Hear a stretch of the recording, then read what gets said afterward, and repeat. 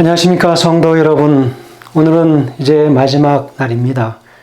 제7과의 마지막 더 깊은 연구를 위해 함께 말씀 나누시겠습니다. 말씀 나누기 전에 기도하고 하겠습니다. 하늘에 계신 아버지 하나님, 저희 한 주 동안의 귀한 말씀 허락해 주셨사오니 그 은혜를 감사합니다. 귀한 말씀들을 우리가 반드시 기억하여서 우리 삶에 잘 적용하여서 하나님께 참으로 사랑받는 주의 귀한 자녀들 될 수 있도록 도와주시옵소서. 예수님의 이름으로 기도합니다. 아멘. 예, 우리는 한 주 동안 생명의 떡과 생수라고 하는 제목으로 하나님의 귀한 말씀을 가지고 우리 삶에서 하나님께서 어떻게 동행하시고 어떻게 우리의 삶에 개입하셔서 도우시는지를 말씀을 통해서 분명히 깨닫게 되었습니다. 특별히 한 주의 기억절 말씀 출애굽기 16장 28절에서 30절까지의 말씀을 중심으로 함께 말씀을 나누었습니다. 오늘 본문의 말씀에는 이렇게 얘기합니다. 어느 때까지 너희가 내 계명과 내 율법을 지키지 아니하려느냐. 볼지어다 너희에게 안식일을 주므로 여섯째 날에는 이틀 양식을 너희에게 주는 것이니 너희는 각기 처소에 있고 일곱째 날에는 아무도 그의 처소에서 나오지 말지니라. 그러므로 백성이 일곱째 날에 안식하니라 라고 말씀했습니다. 우리 일요일에는 쓴물이라고 하는 제목을 함께 다루었습니다. 월요일에는 메추라기와 만나, 그리고 화요일에는 반석에서 나는 물, 수요일에는 이드로, 그리고 목요일에는 생명의 떡과 생수라고 하는 매일의 말씀을 다루면서 특별히 순종에 대한 하나님의 시험이 끊임없이 이스라엘 백성들에게 주어졌고 매 순간 나오는 세상의 원리로 살아온 그들의 속에서 터져 나오는 하나님을 향한 불평과 지도자 모세와 아론을 향한 원망이 샘물처럼 솟아 나왔습니다. 광야 길에서 물과 양식을 공급하셨던 예수님께서 바로 우리의 진정한 필요를 우리의 삶에서 채우신다고 하는 귀한 깨달음을 저희가 갖도록 하셨습니다. 그래서 우리의 삶에 어려움이 닥치면 백성들은 불신 속에서 원망했지만 주님은 여전히 돌보시고 우리를 향하여 주셨던 그 약속에 여전히 충실하신 주님이심을 우리로 믿도록 하십니다. 그래서 예수님께서 생명을 공급해 주시는 분이심을 신뢰하도록 하셨고 시험 속에서도 그분의 말씀과 인도하심에 순종하도록 가르쳐 주셨습니다.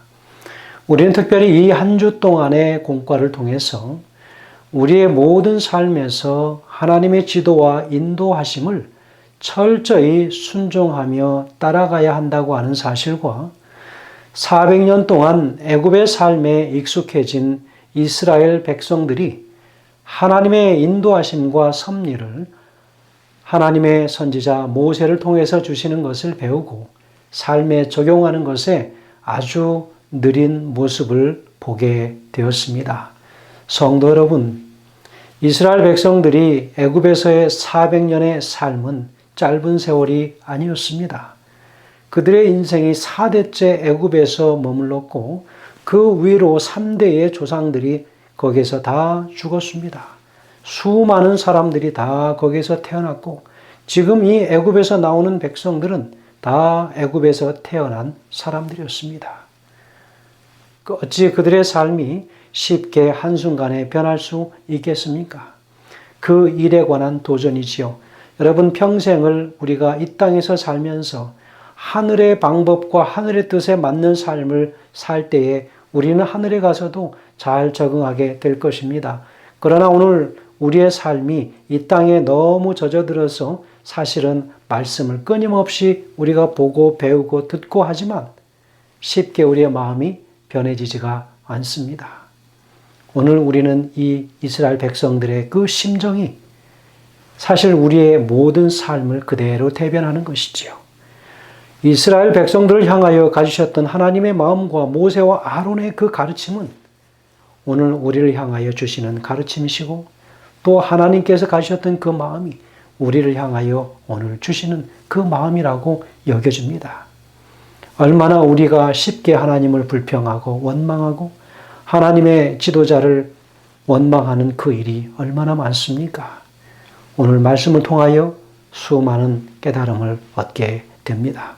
오늘 우리가 하나님의 교회를 섬길 때 우리가 그런 심정으로 하나님의 교회를 섬기고 하나님의 보내신 지도자들을 그렇게 원망 없이 서로 사랑하며 아끼며 하나님의 교회를 돌보도록 해야 할 것입니다. 이스라엘 백성들의 앞길에 수많은 장애물과 도전이 기다리고 있었습니다.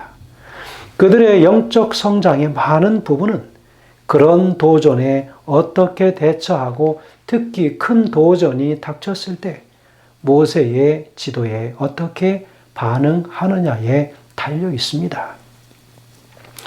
이스라엘 백성들은 약속의 땅을 향한 이스라엘의 여정은 험난했고 뜨거운 광야길에서 그들은 불평했습니다.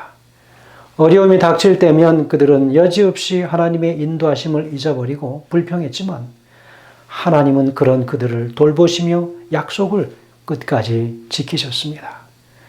우리는 다른 어떤 것이 아니라 하나님의 말씀을 따라서 살며 그분의 주시는 생명을 우리가 공급받음으로 주님을 신뢰하는 우리의 매일의 그리스도인의 삶에 순종이라고 하는 덕목을 우리가 충실히 더하여 우리 하나님 앞에 그 순종을 드려야 하겠습니다.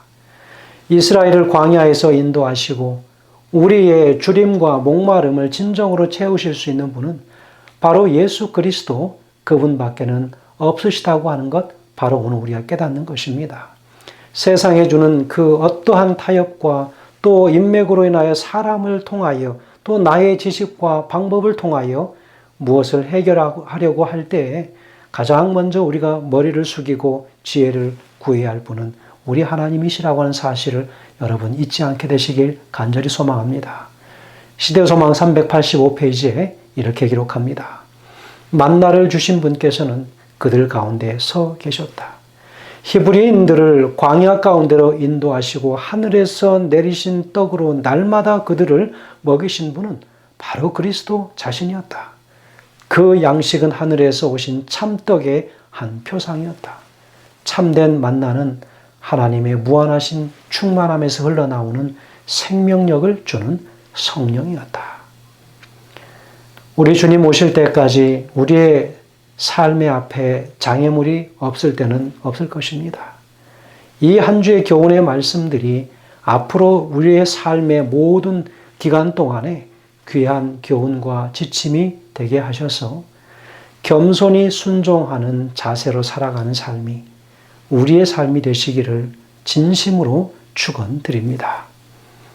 앞에서 살펴본 모든 말씀들이 하나하나 빠짐없이 우리 삶 속에서 기억되어서 그 말씀이 끊임없이 우리의 삶에 장애물이 덮쳐올 때마다 기억나게 하셔서 하나님의 말씀 따라 순종하는 우리 모두가 되길 간절히 바라면서 오늘 말씀을 마치겠습니다.